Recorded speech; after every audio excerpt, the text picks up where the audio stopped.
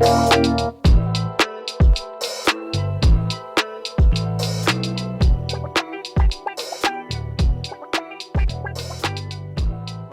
to another edition of the From There to Here broadcast. I'm your host, Lawrence Temple Jr. Today we have Mr. Willie Williams. I like my guests to do most of their introducing of themselves. I'll just say that he is known best from the world of education. I'll say that. And his other titles and things we'll get into as we go along, or I'll have him say it. But I'm very excited about him being our guest. We've worked together in the past and all kind of good things. So I don't even want to say too much. Mr. Williams, how are you? I am well. Well, how are you, sir? I am good.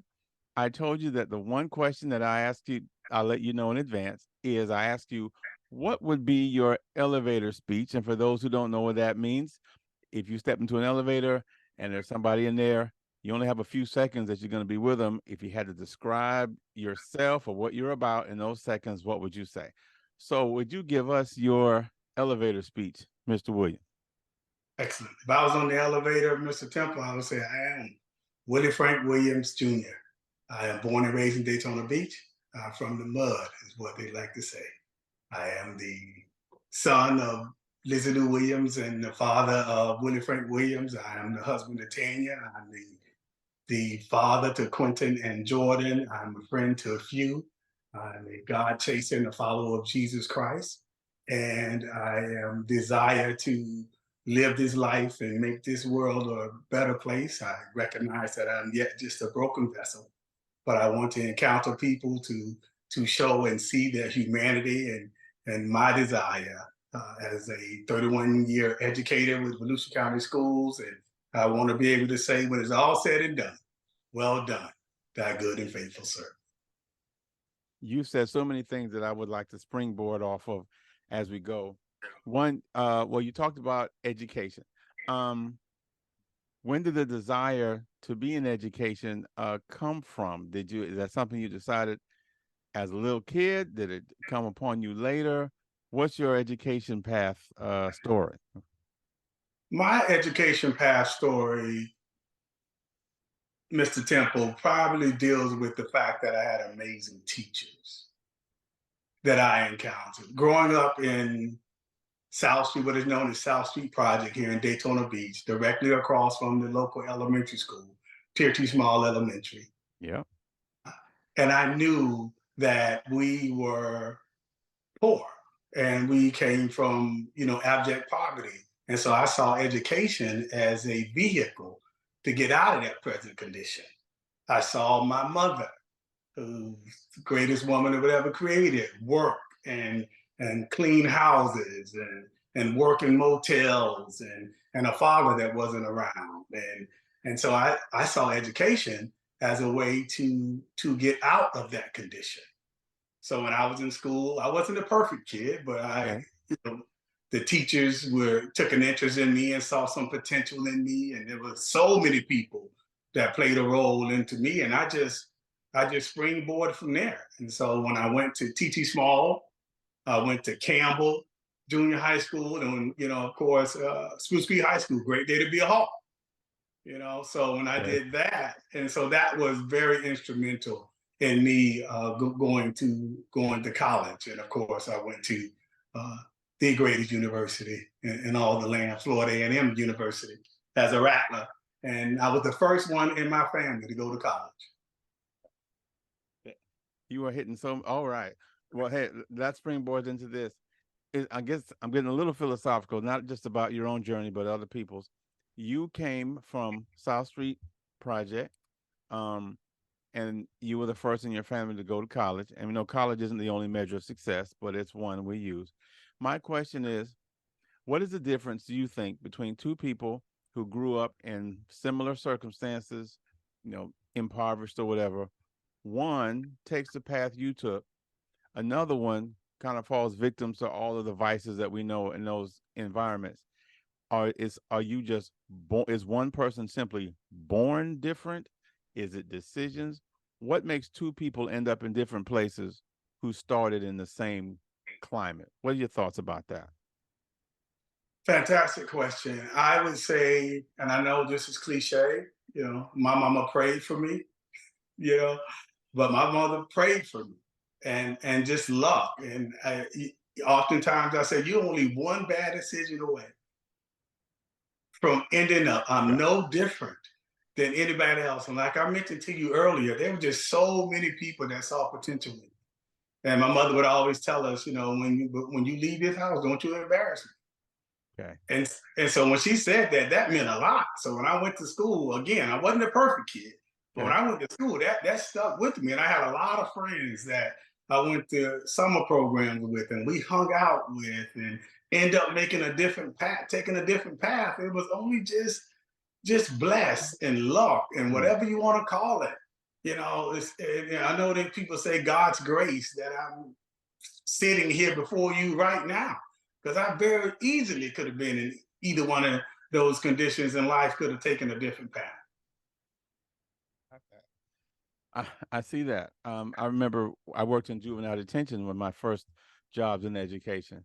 And at a certain point, I realized if I had grown up the same way as some of those kids grew up, some of the situations that they were born into, in other words, how dare I look down on these kids as those kids when our circumstances were so different? And had I grown up in the same situation, who knows what I would have done? I get it.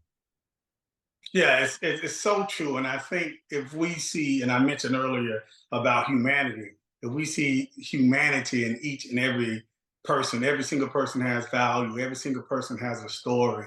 And the way that I grew up and the situations that I was exposed to, people just were looking out for me.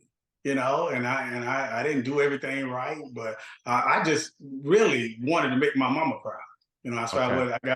I got a button on today, because I'm a mama's boy. Okay. That meant something to me to make her proud. So when the teachers told me to listen, they saw that I had some potential, and they took advantage, and I took Yeah. advantage of that. So I would get involved in activities, and the biggest thing that set me on the path was the federal program Upward Bound. Please talk about that.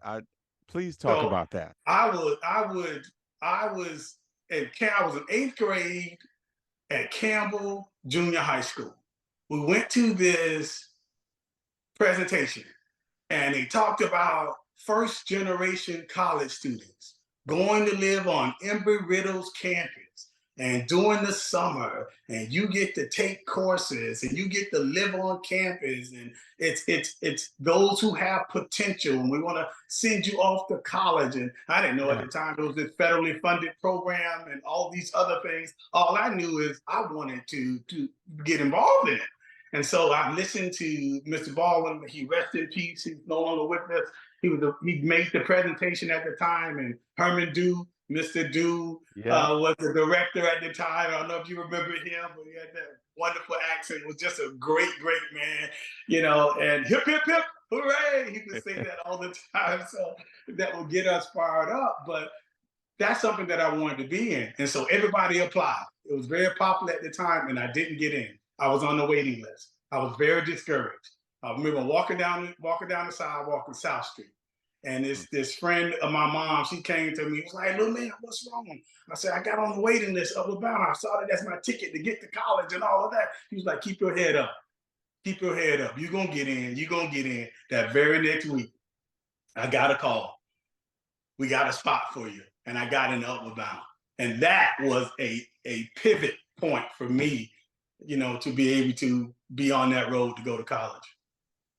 Yeah, I know so many kids who went to Upward Bound and how it affected their lives and changed the course of their life. I haven't heard anyone mention that in so long. I'm so glad that you did. Yes, and I think it's been going through many different. One time I think it went to Daytona State College, and I'm not sure if it's ever going to try to get it back. I don't know what the current of it is, but my brother, my nieces and nephews, it's almost like that domino effect. If you break through that door, knock down that glass ceiling, and so many can come behind you, and that definitely was a pivoting point. And I know you're University of Florida. I'll tell you a quick story. I know you're University of Florida graduate, And I'll never forget the recruiter, Mr. Boatwright, and a very distinguished. You remember him? Am I telling the truth? And an Oh my incredibly gosh. Yes. distinguished black man. And when he came and pitched University of Florida to us, I Yeah. was like, oh my goodness. I Oh had my filled God. out all of my stuff. My roommate and I, George Wood, we were headed to the University of Florida until the BCU FAMU basketball game. Me and my family just went the other night. Dr. Frederick Humphreys came and talked to every African American student in Volusia County that had a 3.0 grade point average. Yes. And he put us in that room and told us they had graduates, they had current students who were there. I saw people who looked like me that were black and beautiful and intelligent and say, Yeah. this is where you want to go, all of that. And I told you about Mr. Baldwin, who was a counselor, my roommate and I, that was on the weekend. We went back to Upward Bound because we had Upward Bound was 6 weeks during the summer, but during the school year, it was on Saturdays. So that next Saturday, we went back to Mr. Baldwin and told him we done changed our mind. Wow. From University of Florida to FAMU. I am getting chills because I remember this whole era. I remember Mr. Boatwright, who was just such a presence at UF. Oh my goodness, I'm going through memory lane so hard right now, and it's just showing the value of when you mentioned seeing people who look like you in an era where you didn't see that, doing things to make you aspire to greater things. You're naming some very powerful people who were just they're not famous, but they cast such a shadow. Goodness gracious, you are saying some powerful things about mentoring and examples, things like that. Yeah, I think it's important to have that image and to have a model. You know, if you can think it, and that's why I'm definitely, hopefully we'll get a little conversation about books and where that can take you in education and things of that nature. But that if you can see it in print, you can see it in person, you can see someone who's telling the story that resonates with you and Yeah. how you were raised and how you grew up and telling you you can be anything that you want to be and all you need to do is work hard and understand, you know, that the negative narrative that are painted about you is not the complete story. It's like, oh, I'm all over that. I'm all over that. So just by saying, if you can see it, oh yeah, and they happen to look like you, there's Yeah. value in that. Oh goodness. Yes, I super amen in everything you're saying. 100%. It's so powerful. Uh, I know in my experience as an administrator, sometimes I've told this in other episodes. Sometimes we would find minority students, in particular, who over the summer we look at their records and we say, "Hey, this child has signed up for regular English next year, but from their test scores, we feel like they could handle advanced or honors or whatever." We'd ask the mom, "Can we put them in honors next year?" She'd say, "Yeah," but often after a couple of weeks, little Johnny would come and get mom to put him back in a regular class, and he would tell mom it was too hard. But then I would get to talk to him later if I knew the kid, and then they would say, "Miss Simple, truth is, it wasn't too hard. I could handle it." But I wasn't he wasn't used to being the only black face in the room. Like it wasn't that he was mistreated or anything. He just wasn't used to being the only, or his friends gave him a hard time about being in the nerd class or whatever. And so these examples and seeing that I can do it, that certain things are not just for somebody else, but it's for me too.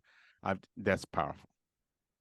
Very, very powerful. I remember being leaving Tier T Small, and I remember going to Mainland 7th grade center. Yep. You know, we're the same going down and being in this, I think her name was Miss Vanacore, and it was a Yeah. advanced science class, and I was about 2 or 3 of us in the class, Yeah. and then asking yourself, do I deserve to be here? You know, and then everybody's like, "Oh, you're so smart, and you definitely deserve to Mm. be here." You know, so when I went on and was able to graduate, and even when I went to School Street High School, being in FBLA and weightlifting and football, you know, not it Mm. wasn't either or. You know, I remember Prime, Deion Sanders had the pizza commercials with the crust, not either or, it's both, right? Yeah. So you don't have to be, you can't paint us into a box, right? We Okay. can do it all. So don't limit yourself. And I know one of the things, the narrative that we push back on is particularly in the Black community, that it's not cool to be smart. It's not cool to read books. And that's a narrative. There's so many gifted and brilliant and talented, African Americans. Of course, I mean, we're talking about all races, but I'm taking this Yep. particularly from coming out of our tradition, that you can do whatever you want to do. So I think just seeing that and hearing that and experiencing that, it made all the difference. And then, I mean, don't get me started on the Black teachers. That's why I became a teacher. you Okay. know Talk about and as that, I please. mentioned to you earlier, just early on, Miss Manning, at Campbell, God may she rest in peace. And she was just brilliant. She taught us the value of words and vocabulary, and just, you can do Mr. Murphy and all of those people at TT Small who became in the band, and just, you can do whatever you want to do. Miss Hosendorf and just all of that at TT Small. So all Yeah. these names, they were just major names within the community. And they would tell you, Mr. Heath, who was the principal at TT Small, you come Yeah. from the tradition of Mrs. Small. I mean, there's so much history, local history, that is here, that now, as I'm older, you have an appreciation for, and they say this all the time, you stand on the shoulders of so many giants who've come before you. So what's your responsibility is to go and give back, to those that, who honored you. And so you want to help that next generation. Uh, on that, then, one, all right, you were a teacher. What subject did you teach? Yes, sir. Social studies. Okay, there you go. That's Social subject. studies. I started at Campbell when I went to FAMU, 1994.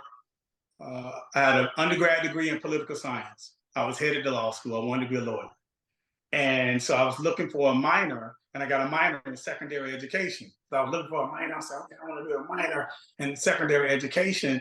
And then part of the secondary education program is, you go to an internship, you do in-person class and lessons and preparations and all of that. And so I remember the one day that I had to prepare this lesson, and this teacher was looking at me. We had to teach a lesson in front of all the students. And so when I got up there and I did my lesson, and that lady, my teacher was like, "Oh my goodness." She said, "Yeah, you got it. You need to be a teacher. You got it." And the teachers and the students and everybody. And that was it. I was like, okay, I'm gonna put law school on hold. And then of course, me being a mama's boy, I wanted to come back home to Daytona. So seeing that and just starting you on that path, again, going to an HBCU, seeing so much Black excellence. I know we like to use it as a term, but the president is Black, the professors are Black, all of them, they're just Yeah. as brilliant, just brilliant. And that's something that, you see that's important. And even Black males, I flip all the way back to Campbell, Mr. McMillan, Yeah. Dennis McMillan, when we have there Mr. Whitted, who hired me, as the Black male principal, and Mr. McQuarrie, who was a principal at Campbell, going way number one. Oh So yeah. much configuration. You just see up and down. That's very important. There were other, not just Black, but Miss Smith, Ann Smith. She's white, Yes. but she's still my mentor to this day. Who saw an interest in me, and one of the greatest joys was to be able to come back and teach our team. So there are just so many people who just have a heart for humanity. And it means a little bit more if they happen to look like you, and that's important as well. Well, or even expanding on that, you've talked about it some, but maybe add to it for the adult out there whose kids are grown, who doesn't work in the school system, so they're not around kids a lot. And for that person, most time when kids are brought up, it's the negative.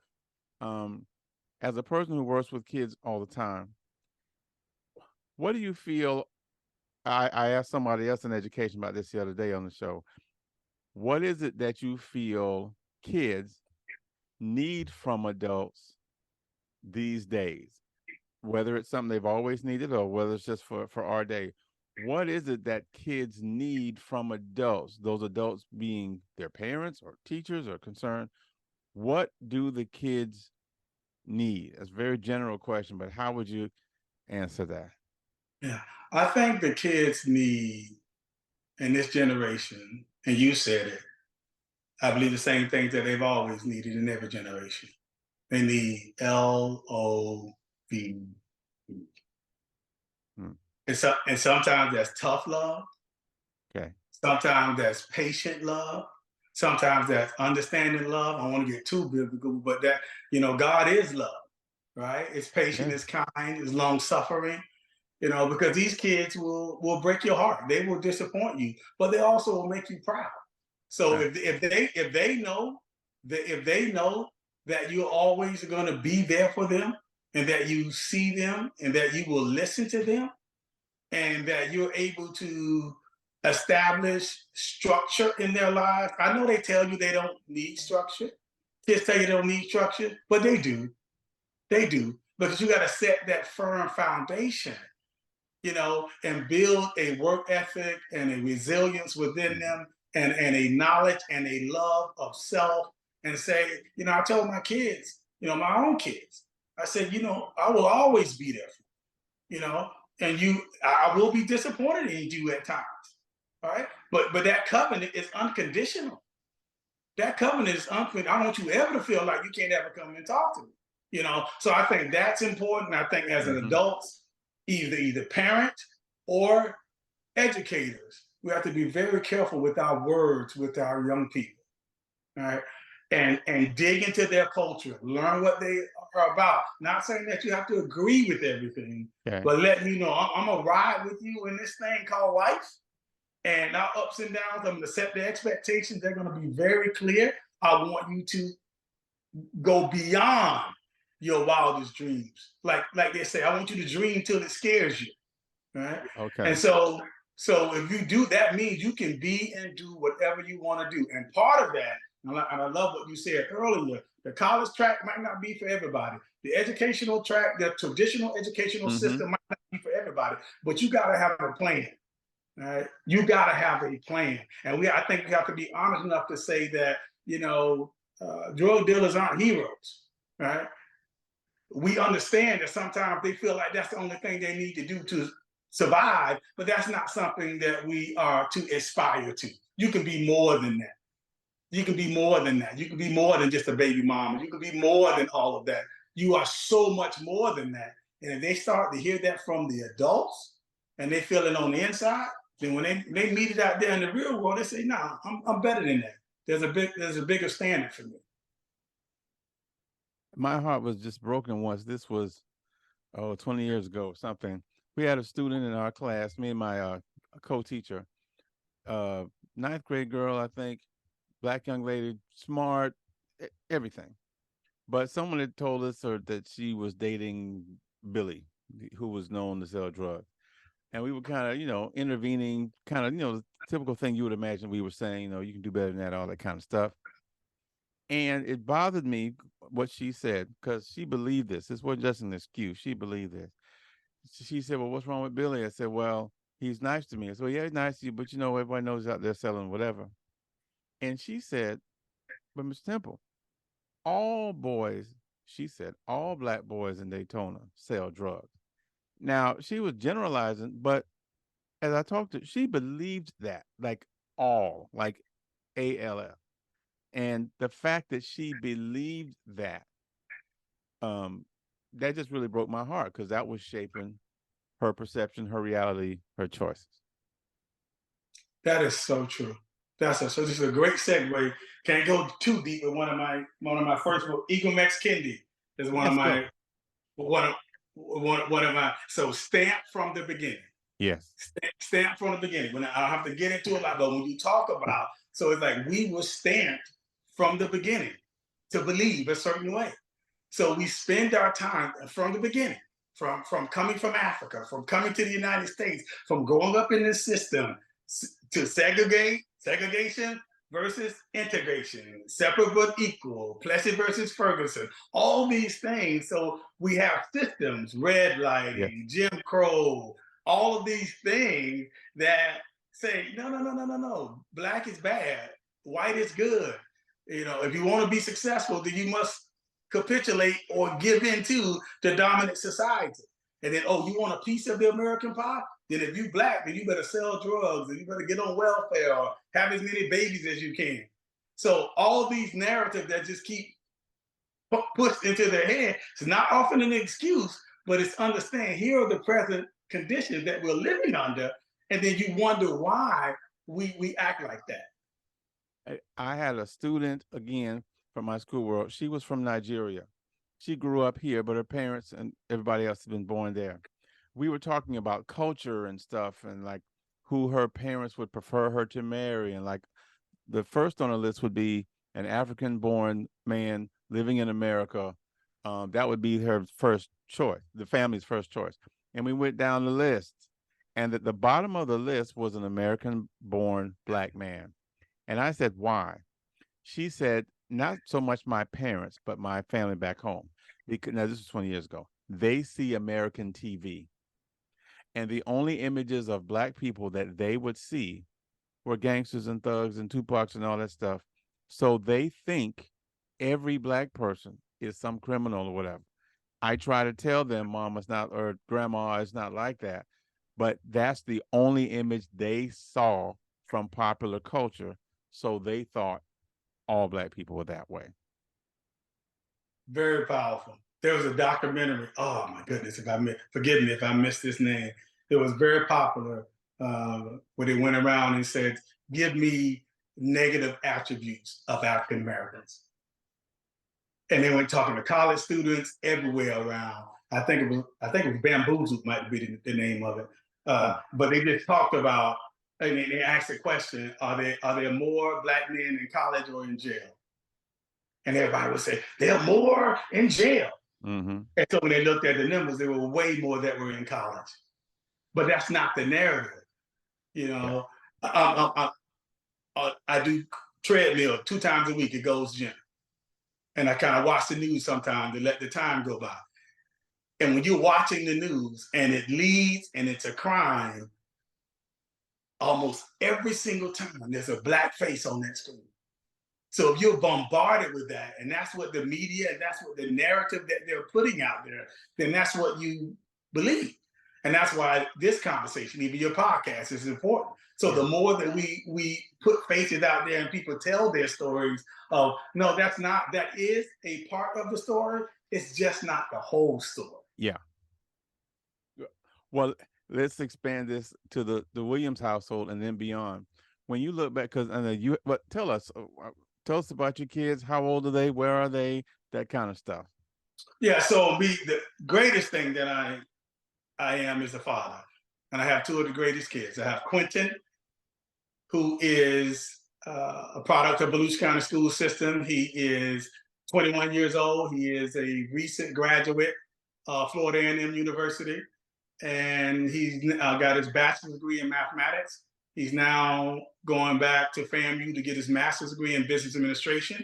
Okay. So yes, he is phenomenal. And then daddy's girl is Jordan. She is a senior at Mainland High School. Quentin graduated from Mainland High School, and Jordan is about to graduate from Mainland High School. She's dual enrolled. She's going to graduate from Daytona State College before she graduates from Mainland. And she too is going to Florida A&M. See, this is a Rattler household. Yes. My wife, Tanya Williams, who's a pharmacist, she's also a graduate of FAMU. I didn't know that about your wife. I did not know graduated. She's from Seabreeze Standcraft. So we got Seabreeze, we got Mainland, and we got Spruce Creek in the household. So and I mentioned to you earlier about, my father not being around, and that was the single most motivation for me to be a different type of father. So I was, with my kids every single step of the way. They don't even know what it looks like for me not to be there. And so we established those expectations for them, in our household. And they are just, they get the brilliance from their mom, but just they're just amazing kids who are driven. And we were able to, and Tanya, my wife, also grew up in poverty. I grew up in poverty. Our kids did not. Okay, and we made certain to expose them to a life that give them an appreciation from where we grew up, but they didn't have to grow up that way. And so education, just the Williams standard is what we established in them, and they have gone on. My daughter wants to be a cardiothoracic surgeon. So I mean, she is as disciplined and as just brilliant. I know people brag on their kids, but Do it. they are absolutely amazing kids, and it's been an honor to be their father. But this, I have about 4 minutes left on my, or about 7, and this is a great segue talking about your kids. This is imaginary scenario I ask a lot of my guests. Pretend that there is a friend of yours, friend of the family, and they have, oh, maybe a 18-year-old son or daughter who's a good kid, doing good things in school, but doesn't really know what they want to do with their lives, full of potential, and they want to do right. They just cloudy. So they say, hey, Miss Williams, will you take them out to lunch? Just talk with them. Maybe some things in the conversation could help spark them going forward. What kind of things do you imagine you would say to a young person, young man or woman in that situation? They want to do good things with their life, but they're cloudy as to what to do. So I would ask first. I would ask them. I would pose a question like this, and it's just straight off. And I was saying, if we were having your funeral today, Wow. and someone's going to get up and give your eulogy, what would you want them to say about you? What would you want your legacy to be? I know you're out here, you got all this potential, but what is it? What is it that you feel like you can contribute to the earth? Who is it that you can help? What skill set did you have? So you're alive right now. You have the opportunity to write your own eulogy. Goodness. So write it. Wow. What is it that you want them to say about you?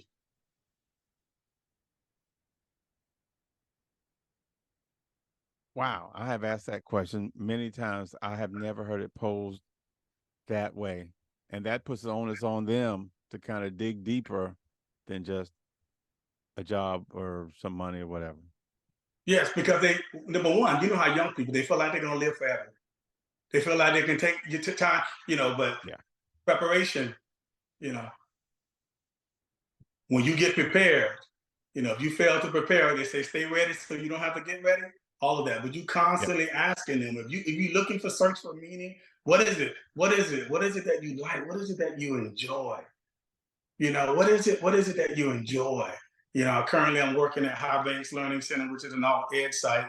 I Yeah. truly believe God has me there. And our theme is building relationships and changing lives. Our principal's done an amazing job with creating a culture where kids feel like, and every time I'm giving them an orientation, because it's an all ed site, they mess up, they come for a temporary time, we get them ready and they go back to school. And I said to them, who wants to be judged off their worst moment? Nobody does.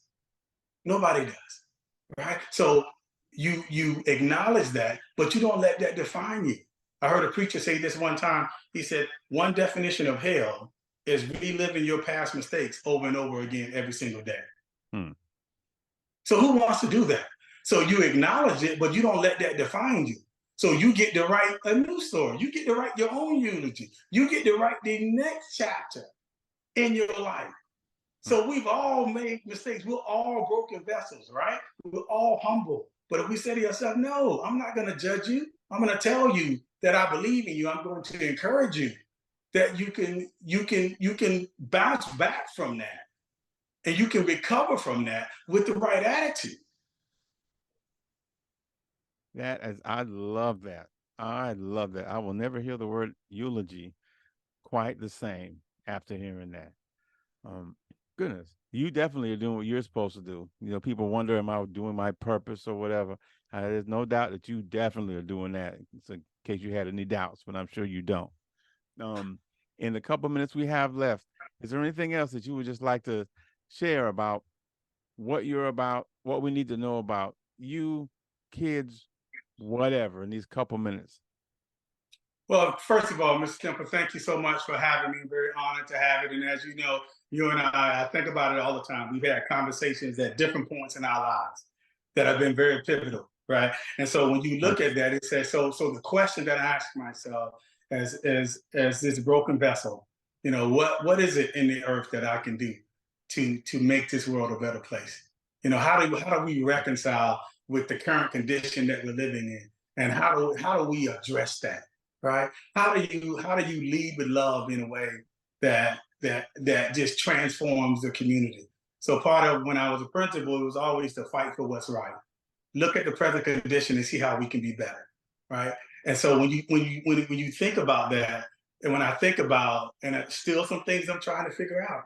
When I started 2024, saying, what is it that I can do to help somebody, be it in word or deed, right? Or what systems that I can help, or who can I ally with? Another one of my thought leaders that I read a lot is Simon Sinek, and his most Mhm. recent book is The Infinite Game. And in that, he talks about what is it? What is a common cause that is so much bigger? And I talked about legacy. I talked about eulogy. What is it that is so much bigger that we can come together around, that we put away our own interests? Race, color, religion. What is the one thing? And for me, I've always been an advocate for the marginalized. So in education, I'm worried about, okay, what are the students with disabilities doing? How are they doing? How are the blacks doing? How are the kids in our ed doing? Are we doing the best by them? So we judge our success by that. And Simon Sinek says this: who has the courage to challenge the status quo? And who can you find to go with you to have some honest conversations about, if one person eats, okay. J. Cole, I know you're into music, and a rapper, J. Cole said, what good is it, if I eat and the people who with me can't eat? Mhm. I want us all to eat. I want everybody to win.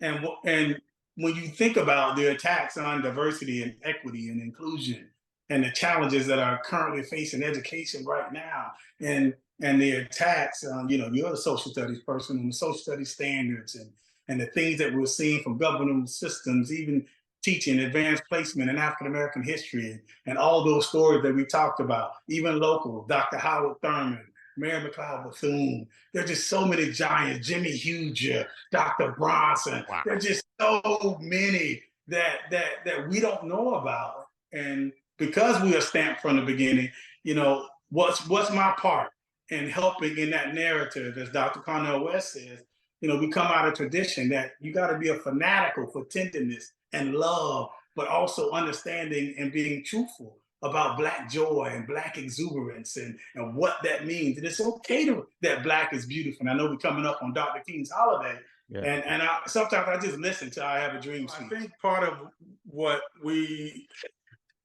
my motivation as we think deeply about what can I do to make this world a better place? How can I give God glory out of my life because of what He and others have done for me? So I look to the past. I love talking to people, and I see inspirational people like yourself and others who are trying to just make the world a better place. So I said, some of the time being from social studies, I listened to Martin Luther King, I Have a Dream speech, and said that was 1964. Okay, we're 2024. How are we doing? You know, so he wrote Yeah. that to dramatize a shameful condition about Black and marginalized and poor and working class people. All right, it's 2024. How are we doing? So we're coming up on Monday, January 15th. It's Dr. King holiday. So it's always a time of reflection to ask ourselves, how are we doing? Are we better off now than we were then? And if not, then what small part can I do to kind of help us become the beloved community that he talked about? So those are the kinds of things that I think about. I know I make a practice on Martin King's birthday on that Monday. I go somewhere that I wouldn't have been able to go in pre-segregation days. Like I'm here in Ormond, I'll normally go somewhere on the beach side because I remember being shocked as probably a teenager when my parents told me that, until 65 or something, a Black person couldn't even be on the beach side unless you were working or whatever. I remember how shocked I was to learn that. So I purpose to go somewhere that I wouldn't have been able to go, kind of as a reminder to myself of, well, where we've come, and then where what there is still uh, yet to do. Um, I'm so glad you mentioned Doctor. Actually, I'm glad you mentioned a whole litany of local kings, I would say, of these people that have had such an impact. Some of these are names I haven't heard in a long time. Um, I want to combine two of the things you're talking about. We were talking about having a greater impact in the world, and we've talked about family.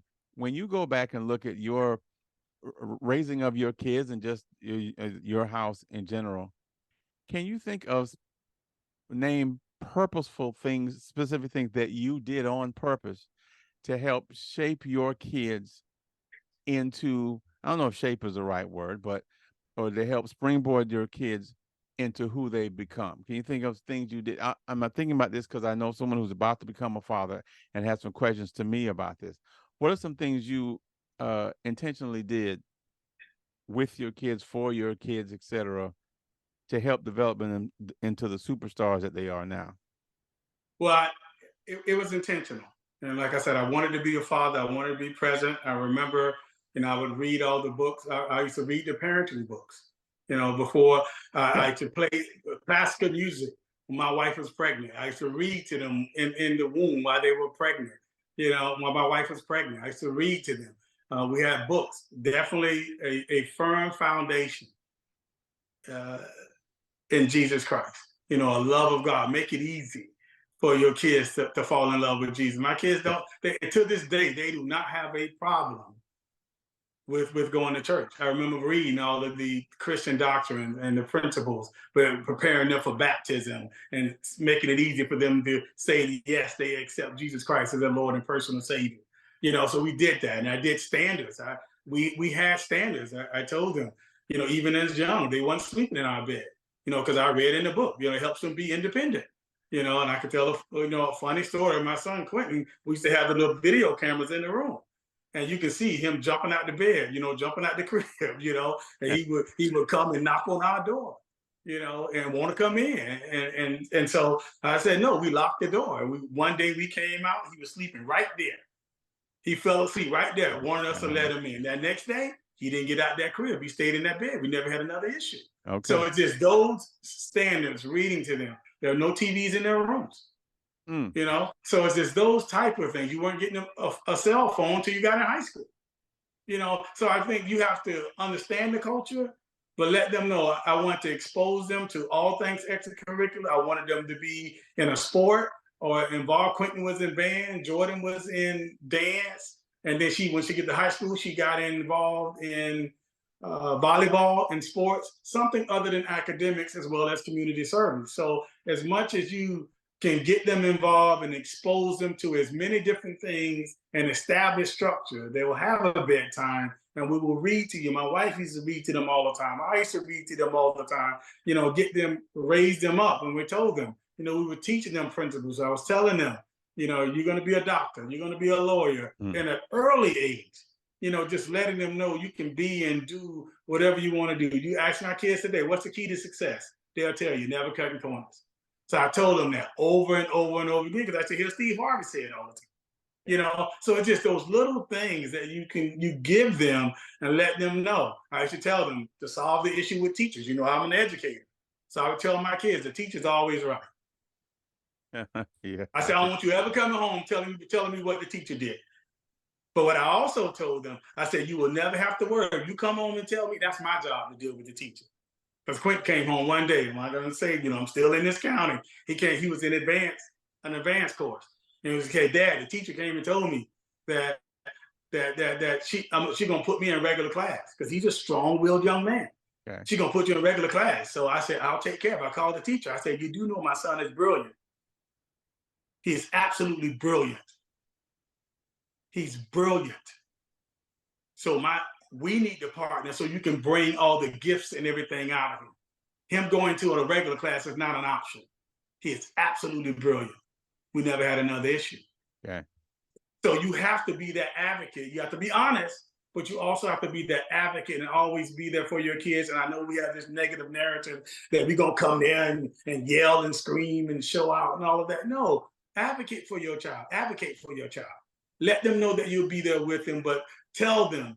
And many of the books we're talking about seeing them as human beings, but I go back to that LOVE, man. You let a kid know that you love them, man, ain't nothing that they would want. You know, Dr. Ben Springer, who's a consultant with Volusia County Schools, is saying, you know, happy kids don't punch kids in the face. You know, so that's his book. He wrote a book on that. So you happy, you know that you are loved, you more apt to share that love with somebody else. And they said hurting people hurt people, right?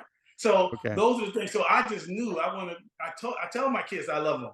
Even to this day, before we get off the phone, even to this day, I can tell you know, I know this is going everywhere, but I'll put my son on blast. But he's in college. He's gonna get you. He's in college. And I know he with his boys. I know he with his boys in the gym because he's on the track team. I know he's working out. But he knows before we leave, gotta go. He'll do this. Love you, Dad.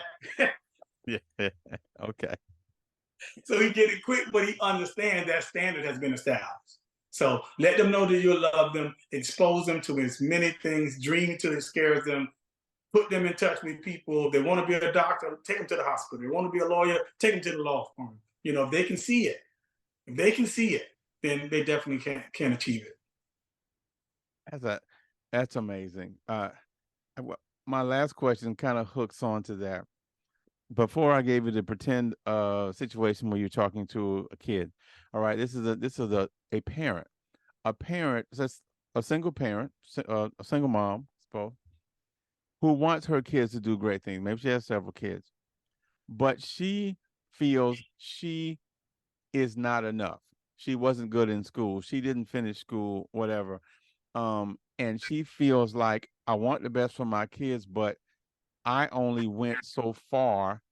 How can I help them be great when I really don't feel like I'm that much? If that makes sense. What would you say to that person?